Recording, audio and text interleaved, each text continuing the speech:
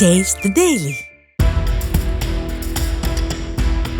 சேலம் மாவட்டம் ஆத்தூருக்கு அருகே கல்வராயன் மலைப்பகுதியில் கள்ளச்சாராயம் காய்ச்சப்படுகிறதா என்பதை மதுவிலக்கு போலீசார் ட்ரோன் கேமரா மூலம் கண்காணித்தனர்.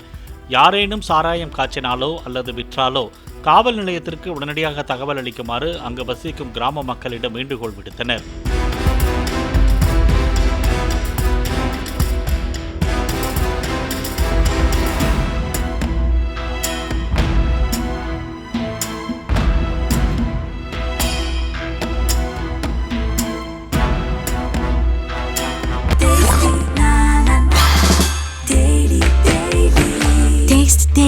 Taste the Daily.